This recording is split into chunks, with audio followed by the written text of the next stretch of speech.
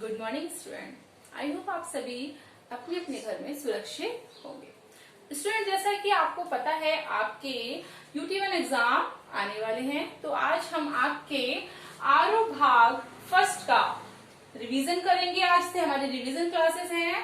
पाठ है नमक का दारोगा और जिनके लेखक हैं प्रेमचंद। तो स्टूडेंट, सबसे पहले हम प्रेमचंद का लेखक परिचय थोड़ा सा शॉर्ट पे रिवीजन के रूप में समझेंगे।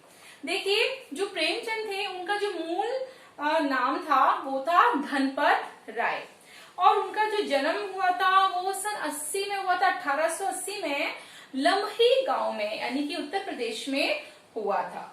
उनकी जो प्रमुख रचनाएं हैं वो रही हैं जैसे कि सेवा सदन, प्रेमाशय, रंगभूमि, गोदान, गवान और सोजे बतन, ये सारी इनकी रचनाएं रही हैं। आगे इनकी जो मृत्यु हुई है वो है सन 1936 में। प्रेमचंद की जो मृत्यु हुई है 1936 में हुई है। जो प्रेमचंद थे वो हिंदी कथा साहित्य के शिखर पुरुषों में से माने जाते रहे हैं और काफी फेमस लेखक रह चुके हैं। कथा साहित्य के शिखर पुरुष का बचपन जो है वो अभावों में जिया है उन्होंने, अर्थात बहुत ज्यादा गरीबी देखी है। आगे की शिक्षा वो करना चाहते थे, लेकिन MA करना चाहते थे इंग्लिश में, लेकिन उनके पास इतना पैसा पर्याप्त नहीं था कि वो आगे की शिक्षा प्राप्त कर सके, क्योंकि गरीब थे। आगे उनको जैसे जैसे जीवन यापन के लिए नौकरी करनी पड़ी। जाहिर सी बात है, जीवन जीने के लिए हमें नौकरी की आवश्यकता होती है, और सरकारी नौकरी उनको मिली तो थी, लेकिन उस समय हमारा जो देश है वो आजाद नहीं हो पाया था। और उन्होंने महात्मा गांधी जो आंदोलन चला रहे थे उनके साथ उन्होंने असहयोग आंदोलन वगैरह जो भी हमारे आंदोलन थे उसमें उन्होंने भाग लिया था, और इस कारण उन्होंने जो उनकी सरकारी नौकरी थी उसको छोड़ दी थी, ताकि वो अपना जो देश है उसको आजाद कराने में भागीदारी दे सके। आगे उन्होंने सामाजिक संघर्ष के बनकर जीवन, यानी समाज में जो भी चीजें हो रही थी, उथल पुथल हो रही थी, और उन सारी चीजों में उन्होंने अपनी कविताओं के रूप में काम किया है, कहानी के रूप में काम किया है, उपन्यास के रूप में काम किया है, कि समाज का जो यथार्थ चित्रण था उन सारी चीजों को कहीं ना कहीं वो मद्देनजर रखते थे। उन सारी अपनी कहानी उपन्यास में समाज में जो भी कुरीतियां थी या समाज में जो भी भेदभाव था, ऊंच नीच थी, उन सारी चीजों को मद्देनजर रख के उनके ऊपर उन्होंने उपन्यास लिखा है, कहानियां लिखी हैं। कृषि वर्ग कैसा था, कृषि के ऊपर उनकी जो गोदान है उन्होंने वो स्टोरी लिखी है कि एक किसान का जीवन कैसा होता है, उसको किन किन समस्याओं को सामना करना पड़ता है। इन सारी चीजों को कहीं ना कहीं उन्होंने अपने उपन्यासों में उकेरा है। उनका जो आरंभिक कथा साहित्य है संयोग और रोमानियत के ताने बाने से बुना गया है। उनकी जो फेमस रही हैं जैसे कि कहानियां हैं, पंच परमेश्वर है, सेवा सदन उनका उपन्यास है, ये सारी चीजें उनकी कहीं ना कहीं बहुत ज्यादा प्रसिद्ध रही हैं। बड़े घर की बेटी, नमक का दारोगा आदि कहानियां ऐसी हैं जो बहुत ज्यादा प्रसिद्धि हुई है, अर्थात उन्होंने उसके कारण काफी प्रसिद्धि पाई है। पूस की रात, कफन आदि बहुत सारी इनकी जो ऐसी कहानियां हैं जो बहुत प्रसिद्ध हैं और जो पाठकगण को बहुत ज्यादा पसंद आई हैं। उनकी जो नमक का दारोगा है इसका प्रकाशन उन्होंने करा था 1914 ईस्वी में, और प्रेमचंद की बहुत ही बहुचर्चित कहानी रही थी, अर्थात बहुत ही प्रसिद्ध कहानी रही है।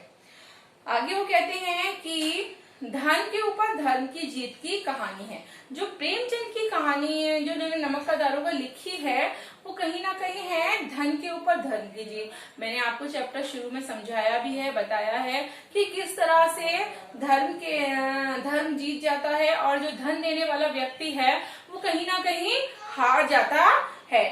धन और धर्म को हम क्रमशः सद्वृत्ति और असवृत्ति, बुराई और अच्छाई, असत्य और सत्य इत्यादि भी कह सकते हैं। आगे वो कहते हैं कि कहानी में इनका प्रतिनिधित्व पंडित अलोपदीन और मुंशीधर नामक पात्रों ने किया है। जो दो लोगों के बीच में कहानी ठहर रही है, वैसे तो बहुत सारे इसमें किरदार हैं, लेकिन जो दो लोगों के बीच में कहानी ठहर रही है वो मेन है आपके मुंशीधर जी और दूसरे हैं पंडित अलोपदीन जी। आगे क्या होता है कि धर्म की जीत होती है और जो धन देने वाला व्यक्ति है कहीं ना कहीं वो उसका आदर करने लग जाते हैं और झुक जाते हैं।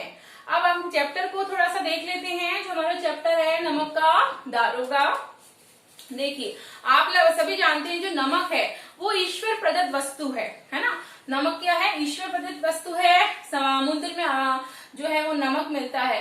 नमक को कहीं हम ऐसा नहीं करते कि पैदा कर रहे हैं, कुछ कर रहे हो, कहीं ना कहीं समुद्र की हमें देन है, वहां से हमें मिलता है। जब इसका व्यापार तेजी से बढ़ने लगा तो लोग कालाबाजारी करने लग गए। उन्होंने सोचा क्यों ना हम अपना काम धंधा छोड़ के, जो पटवारगिरी पे थे, जो अच्छे अच्छे पोस्टों पर बैठे हुए थे, उन्होंने कहीं ना कहीं अपने उन सारी नौकरियों को छोड़कर सबको नमक का काम करने लगे, क्योंकि उनका कहीं ना कहीं जी ललचाने लग गया, क्योंकि उसमें काफी अच्छा पैसा था, बहुत अच्छे से वो पैसे थे।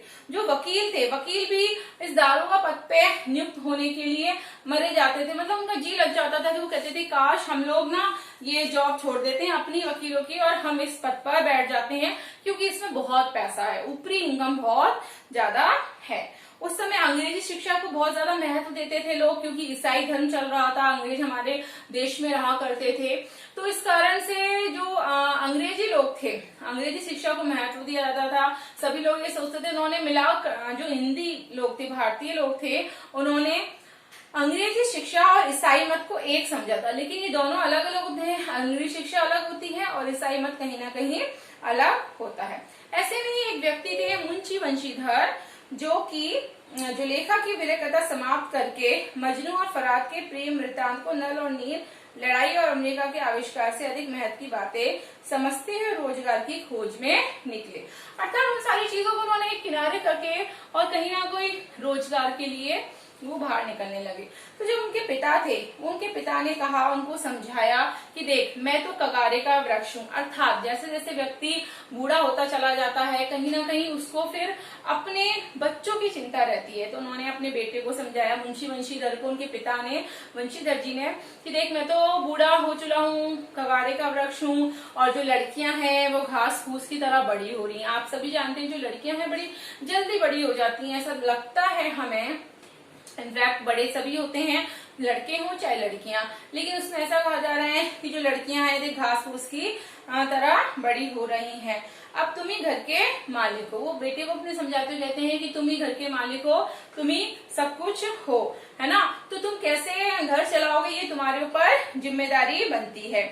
आगे वो कह रहे हैं कि देख निगाह चढ़ावे और चादर पर रखना। अर्थात जैसे कि हम मजार पे जाते हैं और हम चढ़ावा चढ़ाते हैं, तो हम लोग वो कह रहे हैं कि केवल चादर पे ही नजर नहीं रखनी, साथ में जो पब्लिक आती है वो चढ़ावा चढ़ाती है, उस पर भी आपको क्या करनी है, निगाह रखनी है। इस तरह से वो समझा रहे हैं कि ऊपरी आय का क्या हिस्सा होना चाहिए। आगे वो कहते हैं कि देख जो मासिक वेतन होता है वो पूर्णमासी का चांद है, जो एक ही दिन दिखाई देता है और घटते घटते लुप्त हो जाता है। कहने का तात्पर्य यह है कि जिस तरह महीने में एक बार पूर्णमासी का चांद आता है, उसी प्रकार जो मासिक वेतन है वो भी कहीं ना कहीं महीने में एक बार ही मिलती है। जो सैलरी है हम लोग इनकम करते हैं, वो सैलरी हमारी कितनी होती है, अर्थात जैसे कि एक महीने में हम कितनी सैलरी कमाते हैं।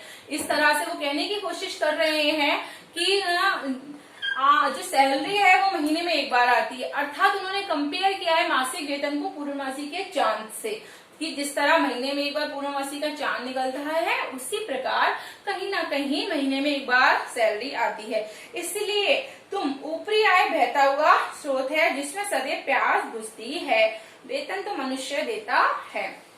देखिए ऊपरी आय यानी कि जो ऊपरी आय होती है वो कहीं ना कहीं बहता स्रोत है, जैसे नदी का पानी कल कल करता बहता है ना, उसी से हमारी प्यास बुझती है। देखिए मासिक वेतन जब आता है, महीने का हमारा जब वेतन आता है, तो उसमें हमारे जो खर्चे होते हैं वो पहले से कहीं ना कहीं फिक्स होते हैं कि भाई हाँ अपन को इस महीने का ये देना है, दूध का देना है, राशन का देना है, तो फिक्स होते हैं। उसमें से फिर हमारा पैसा शायद ही कहीं बच पाता है। सभी कुछ आगे अपने घर गृहस्थी की चीजें, बच्चों की पढ़ाई लिखाई है, सब कुछ आ जाता है। लेकिन वो कह रहे हैं कि इसलिए तुम ऊपरी आय पे ज्यादा जोर देना, क्योंकि उसी से कहीं ना कहीं हमारी प्यास बुझती है। कहने का तात्पर्य है हमारी जो अनावश्यकताएं हैं, है ना, जिन पे हम फिजूल खर्ची है, जिनको हम खरीद सकते हैं, अपनी इच्छाएं जो हमारी होती हैं, वो हम सारे खर्चे ऊपरी आय के द्वारा कर सकते हैं। वो कहता है सैलरी तो मनुष्य देता है, लेकिन जो ऊपरी आय है वो कहीं ना कहीं कौन देता है? ईश्वर देता है। और इसी से कहीं ना कहीं हमारी बरकत होती है, क्योंकि जो सैलरी आती है महीने की बंधी हुई, वो तो सारे घर गृहस्थी के खर्चों में बढ़ जाती है, लेकिन हमारे जो अनावश्यक खर्चे होते हैं वो तभी पूरे हो पाते हैं जब हमारी आय भी कहीं ना कहीं पूरी होती है। और वो कहते हैं वैसे तुम स्वयं विद्वान हो, तुम कुछ समझदार हो, मैं तुम्हें और क्या समझाऊं, लेकिन इस विषय में फिर भी तुम्हें अपने विवेक से अर्थात अपने विवेक बुद्धि की आवश्यकता पड़ेगी। जब भी तुम कोई काम करो तो मनुष्य को देखो, मनुष्य की आवश्यकता को देखो, उसके हिसाब से फिर तुम निर्णय करो और तुम्हें काम करना हो। कहने का तात्पर्य है कि कोई व्यक्ति आ रहा है जैसे, और उस व्यक्ति को अगर बहुत ज्यादा इमरजेंसी है, उस काम को 100% करवाना है, तो तुम उस बात का फायदा उठाओ। लेकिन कोई व्यक्ति को आराम से उस काम को करवाना है तो हम उसका फायदा नहीं उठा सकते। एग्जाम्पल के लिए जैसे कि आपको कचहरी में कोई काम है और आपको बहुत अर्जेंट है, कल की डेट में आपको वो अपना काम करवाना है, नहीं तो आपका वो काम अटक जाएगा किसी भी कारणवश। तो कहीं ना कहीं हम मजबूर हो जाते हैं रिश्वत देने के लिए उस व्यक्ति को। वो व्यक्ति फिर हमारा ना चाहते भी फायदा उठाता है कि अरे यार इसका काम अर्जेंट है, अभी हमारे हाथ जोड़े पैर छोड़े, हमारे से काम तो ले नहीं लेगा, तो क्यों ना हम इसका फायदा उठाएं, क्यों ना इससे हम रिश्वत ले, पैसा ले किसी ना किसी कारण। तो यही समझाने की कोशिश कर रहे थे कि व्यक्ति को देखो, उसकी आवश्यकता को देखो, जैसा समय है, जैसी आवश्यकता है, उसके हिसाब से आपको व्यक्ति का काम लेना चाहिए। आगे वो कह रहे हैं कि लेकिन बेगरज को दाव पर पाना जरा कठिन है। लेकिन जो बेगरज व्यक्ति होते हैं उनको आप दाव पे नहीं पा सकते, क्योंकि जिनको अभी 1 महीने बाद ही जरूरत पड़ेगी, तब जाकर आप सोचोगे कि हाँ यार इसको तो अभी 1 महीने बाद काम है, तो उसका आप फायदा नहीं उठा सकते। आगे वो कहते हैं ये मेरे जन्म भर की कमाई है। वो समझाने की कोशिश कर रहे हैं कि मैं तुम्हें जो शिक्षा दे रहा हूँ, जो बता रहा हूँ, समझा रहा हूँ, वो कहीं ना कहीं मेरे जीवन का अनुभव है, एक्सपीरियंस है। आगे जो वंशीधर थे उन्होंने अपने पिता से आशीर्वाद लिया और आशीर्वाद लेकर वो नौकरी की तलाश में निकल गए, और उनका ये सौभाग्य है, उनकी किस्मत इतनी अच्छी थी कि उनको बहुत ही जल्दी नौकरी प्राप्त हो गई और वे दारोगा के पद पर नियुक्त हो गए। जबकि और नमक का विभाग था, नमक के विभाग में जो पोस्ट थी दारोगा की, उस पर वे नियुक्त हो गए। वेतन तो बहुत ही अच्छा था और ऊपरी आय का तो ठिकाना ही नहीं था। लोग कह रहे थे कि ऊपरी आय का तो ठिकाना ही नहीं है, अर्थात बहुत अच्छी बात है कि उसमें ऊपरी आय आपको बहुत अच्छे से मिलेगी, लेकिन वो इतने ईमानदार थे कि कहीं ना कहीं इन सारी चीजों पे ध्यान नहीं दे रहे थे। जब ये समाचार उनके पिताजी ने सुना कि मेरे बेटे को नमक के विभाग में दारोगा पद पे नौकरी मिल गई है, तो बहुत ज्यादा खुश हुए, प्रसन्न हुए। उन्होंने कहा अरे वाह, ये तो बहुत खुशी की बात है।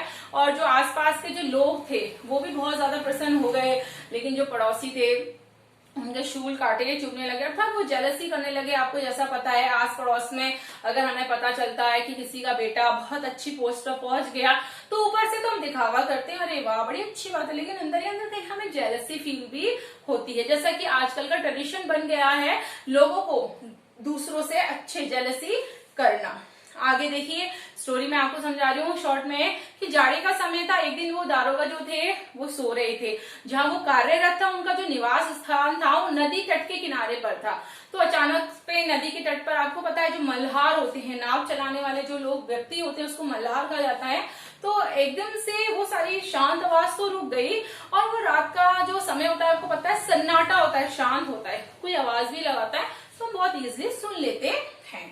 तो जो उस पे नदी पे जो पुल बना हुआ था वहां पे बहुत सारी गाड़ियां थी और गाड़ियों की गड़गड़ाहट की आवाज उनको आने लग गई, अर्थात उन्होंने देखा कि कहीं ना कहीं बहुत ज्यादा आवाज आ रही है। तो उन्होंने जगकर देखा, उन्होंने सोचा लगता है दाल में कुछ काला है, कुछ ना कुछ गड़बड़ चल रही है, इसलिए उन्होंने सोचा कि मैं जाकर देखता हूँ। तो उन्होंने अपनी वर्दी पहनी और जो तमचा होता है, रोलर वगैरह वो ली, तैयार हुए और वो अपने जो उनका जो घोड़ा था उस पर वो कहीं ना कहीं निकल गए। और उसके बाद वो पुल पर पहुंचे। जब पुल पर वो पहुंचे तो उन्होंने देखा वहां बहुत सारी जो है गाड़ियां खड़ी हुई हैं और कुछ बोरे थे उन गाड़ियों के अंदर, और उन बोरों में कुछ भरा हुआ था। वहां बहुत सारे लोग थे।